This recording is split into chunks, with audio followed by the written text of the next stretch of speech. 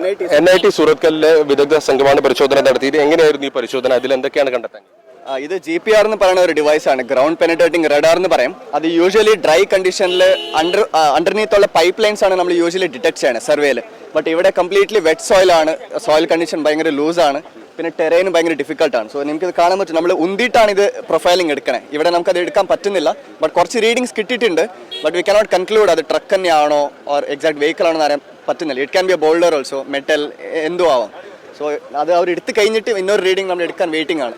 ഇപ്പോൾ മണ്ണ് മാറ്റിയതിനു ശേഷമാണോ ഇനിയുള്ള പരിശോധന നടക്കുക? അങ്ങനെയാണ് ഇപ്പോൾ തൽക്കാലത്തേക്ക് പറഞ്ഞേക്കണേ. സോ ഞങ്ങൾ ഇവിടെ വെയിറ്റിംഗ് ആണ്. ഇതിന്റെ ഒരു പരിശോധനയുടെ ഒരു രീതി എങ്ങനെയാണ്? ഇതെങ്ങനെയാണെന്ന് പറഞ്ഞാൽ താഴെ ഒരു റഡാർ ഉണ്ട്, അതാണ് പിന്നെ ഒരു ആന്റണിയാണ്, ട്രാൻസ്മിറ്ററും. അത് സിഗ്നൽ അയക്കും. അതിൽ നിന്ന് പറഞ്ഞ റിഫ്ലക്റ്റൻസ് ഡയലക്ട്രിക് കോൺസ്റ്റന്റ് വെച്ചിട്ട് നമുക്കൊരു റീഡിംഗ് വരും. നിങ്ങൾക്ക് ഇവിടെ കാണാം.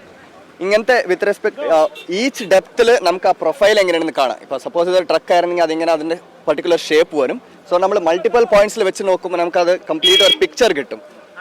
അതാണ് അതിൻ്റെ വർക്കിംഗ്. ഏതായാലും ഇനിയിപ്പോൾ പരിശോധന നടത്തണമെങ്കിൽ ഈ മണ്ണ് കുറച്ചെങ്കിലും മാറ്റേണ്ടതുണ്ട്. സാർ എന്താ? ഇനിയിപ്പോൾ പരിശോധന തുടരണമെങ്കിൽ തൽക്കാലത്തേക്ക് നിർത്തിവെച്ചിരിക്കുകയാണ്. ഈ മണ്ണ് മാറ്റിയതിനു ശേഷമാണ് പരിശോധന. അതെ.